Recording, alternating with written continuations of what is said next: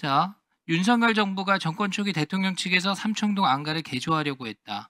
어떻게 개조하려 했나 했더니 술집의 바 형태로 안가를 바꿔달라고 했다. 이게 어떤 근거가 있어야 이런 얘기도 힘을 얻는데요. 그냥 주장을 하는 겁니다. 누군가에게 들었다. 인테리어를 하려고 하는 검토했던 업자들 중에 한 명이 그런 얘기를 하는 거를 들었다. 대통령 경호처에서 대통령 측이 삼청동 안가를 술집바 형태로 개조를 시도했다는 것은 전혀 사실이 아니다. 이렇게 입장을 확인했습니다. 다음 장이요. 그럼 아직도 맞다고 생각을 하시는 거예요? 뭔가 근거를 가지고 말씀을 해요. 우리 한번 가봅시다. 예? 가보시죠. 예. 우리 안가 한번 가보시죠. 우리 위원회에서. 자, 1분만 더 주십시오. 마무리하겠습니다. 삼청동 관저 인테리어 의뢰를 받은 업자가 현장 답사를 가서 찍은 사진을 보여주고 그 사진을 확인을 했습니다. 즉, 바 형태로 바꿔달라는 경호처의 의뢰를 받고 현장을 간 겁니다. 민간인이. 그리고 사진을 찍어와서 그걸 제보한 겁니다. 그래서 경호처의 공사 실행 유무를 확인하자라고 한 게 가짜 뉴스입니까? 뭐가 가짜 뉴스죠? 같이 삼청동 안가를 갑시다. 그리고 확인합시다. 그리고 한남동 관저의 스크린 골프와 관련해서 현대건설이 발주한 문서를 제가 입수했습니다. 경호처의 승낙을 받은 문서입니다. 한남동 관저를 가십시다. 같이 여야가. 이번에 반드시 삼청동 관저와 한남동 관저를 가서 삼청동 안가와 한남동 관저를 가서 확인합시다. 뭐가 가짜 뉴스인지. 최소한 가짜 뉴스라고 이야기하려면 팩트 체크를 하고 이야기하셔야죠. 네. 자,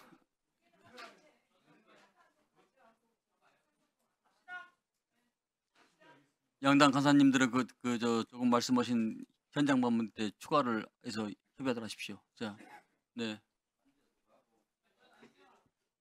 아니 관저 가자면서요. 스크린 골프도 이야기했잖아요.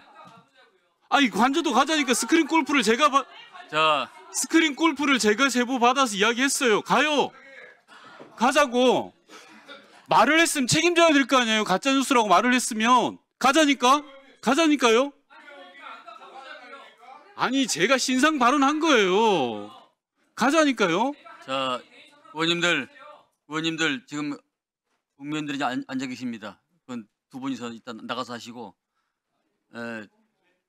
박준태 의원님도 그 내용은 팩트를 좀 정확히 좀 확인하시고 말씀해 주시기 바랍니다.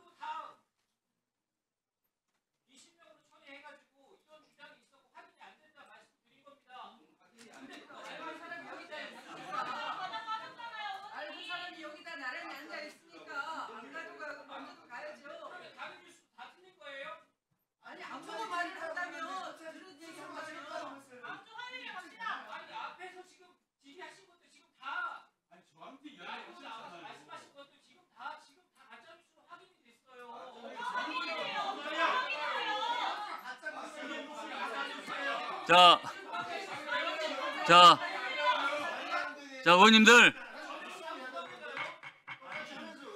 자,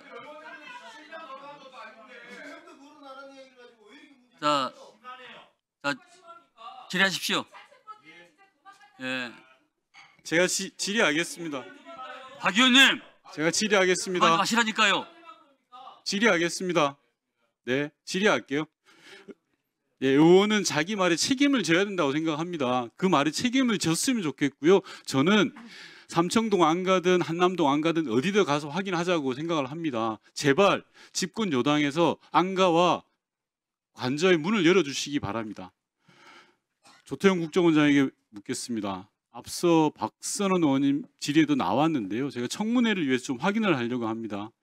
홍장원 전 1차장의 주장에 대해서 원장님께서는 전혀 동의하지 않고 계세요. 맞죠? 맞습니다.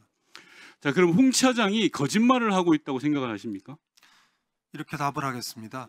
아니요, 짧게 해주십시오. 시간이 얼마 없습니다. 홍 차장이 정보위 위원들한테 설명을 자기 입으로 한 게 있습니다. 12월 6일 날. 예. 그것을 어느 야당 의원님이 기자 브리핑을 했습니다. 예. 거기 보시면 홍장원 차장이 대통령으로부터 정치인 체포 지시를 받은 것, 지금 이 순간까지 나밖에 모르는 일이고 누구한테도 얘기하지 않았다고 되어 있습니다. 그러니까 홍 차장이 거짓말을 했다고 생각하세요? 제가 묻는 건 그거잖아요. 사실이 아닙니다. 사실이 아니면 거짓말이겠네요. 그잖아요. 세상에 진실과 거짓이 있는데 사실이 아닌 거 잠시만요. 원장님이 보실 때 사실이 아니라고 이야기하셨고 그러면 대통령이 총애했고 소위 말해서 국정원 에이스라고 저는 알고 있는데 잘 나가는 간부인 홍 차장이 왜 사실이 아닌 이야기를 했을까요? 자기한테 도움이 단 하나도 안 되는. 다시 말씀드리겠습니다. 아니 제가 이유를 아니, 설명하시면 지금 두 개가 좀 다른 말씀하고 계십니다. 그러니까 왜 거짓말, 왜 사실이 아닌 이야기를 했을까요? 홍장원 차장이 예, 정치인 체포 지시를 대통령한테 받았다는 말을 제 묻는 말에 답변을 좀 그걸 해주십시오. 하고 있습니다. 12월 3일 날 저한테 얘기하겠다는 말이 거짓말이라는 겁니다. 그렇게 얘기 안 했습니다. 제가 그 얘기를 못 들었. 아니 그러면 좋습니다. 여러 차례 설명하고 있습니다. 12월 3일 이야기를 했다라는 거 말고는 다 진실입니까? 제가 알 수가 없는 일입니다. 아니 그럼 그래서 저로서는 네, 홍장원 차장이 이렇게 자기 말을 바꾸는 알겠습니다. 사람인 걸 봐서 예, 잠시만요. 지금 대통령한테 제질이 말을 시간입니다, 들었다는 원장님. 것도 저는 원장님! 신경이 났습니다. 원장님 제질이 시간이에요. 제가 답은 해야 되니까요. 아까 말씀하셔서. 답변을 그렇게 꼬아서 이야기하면 안 아닙니다. 되시죠. 질문이 꼬여 있었습니다. 예. 죄송합니다만. 잠시만 좀 시간 좀 줘주세요. 자, 위원장님 원장님. 정리 좀 해주세요. 원장님, 지금 오늘은 못하겠습니다. 기간 보고에 대한 조사 과정입니다. 저희가 조사받으러 왔어요? 증인으로 증인한테? 나오신 우리 저 김기호 의원님? 원장님께서는 좀 진지한 자세로 의원들 질의에 답변해 주시기 바랍니다. 네, 가만히 계세요. 한기 의원님도 제일 연세가 많으신데 좀 가만히 계십시오. 자, 시작하세요. 시작하겠습니다. 조태용 원장님, 질문을 꼬은 게 아니고요. 제가 볼 땐 답변을 꼬아서 교묘하게 빠져나가는 거라고 생각합니다. 시간 멈춰주시고 선관위 사무총장님 나와주십시오. 예.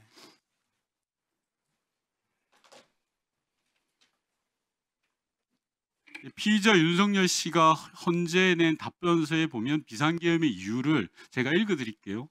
대통령으로서의 국정원의 보고를 받고 민주주의 핵심인 선거를 관리하는 전산 시스템이 이렇게 엉망이다. 어떻게 국민들이 선거 결과를 신뢰할 수 있을지 깊은 충격에 빠졌다라고 했습니다. 묻겠습니다. 선관위 전산 시스템이 비상계엄을 선포할 정도로 엉망입니까? 짧게 답변해 주십시오. 21대와 대선 과정에서 그런 문제가 생겼지만 그 22대 국선을 앞두고 다 정비돼서 좋습니다. 예. 정비됐다는 거고 조태용 원장께 묻겠습니다. 피의자 윤석열 씨에게 국정원이 보고한 선관위 전산 시스템의 문제가 비상계엄을 선포할 정도로 심각한 그런 문제였습니까? 그 말씀드려도 되겠습니까? 이게 지금 제가 원장 하기 전에 벌어진 일입니다. 첫째, 둘째로는 재작년 10월 달에 국정원이 10월 10일인가 자세히 결과를 발표했습니다. 그 내용을 보시면 저는 이렇게 정리를 해서 보고를 받았습니다. 첫째, 선관위의 여러 가지 선관위 시스템에 보안 취약점이 많이 있었다는 겁니다. 보도자료가 나와 있으니까 뭐 제가 부연하지는 않겠고요. 두 번째로 그 다음에 과거에 그것이 선거 부정이 있었느냐에 대해서는 그 당시 국정원이 그 과거에 그 대한 판단을 내리기에는 좀 제약이 있었기 때문에 판단을 내릴 수가 없었다고 결론을 냈습니다. 바꿔 얘기하면 보안 취약점은 있었다. 과거에 선거 부정 행위가 있었는지에 대해서는 판단을 내지 못했다. 이렇게 정리를 했습니다. 네, 비상계엄을 선포할 정도로 선관위 전산 시스템이 심각했냐라는 겁니다.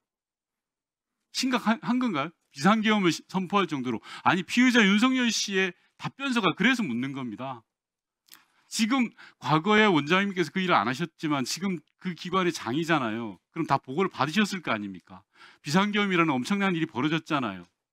어떻게 생각하시냐는 겁니다. 선관위 전산 시스템이 비상계엄을 선포할 정도로 정말 심각하고 엉망이냐 이걸 여쭙는 겁니다. 그건 제가 판단하기 상당히 어려울 것 같습니다. 예, 됐습니다. 정말 답답합니다.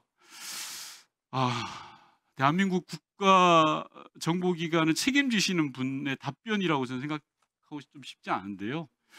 좀 자신 있게 답변하셨으면 좋겠습니다. 이 자리에 계신 모든 분들이 그리고 왜 오늘 이런 자리가 열렸고 이 자리에 섰는지를 곰곰이 생각해 주셨으면 좋겠습니다. 이상입니다. 네, 수고하셨습니다. 자,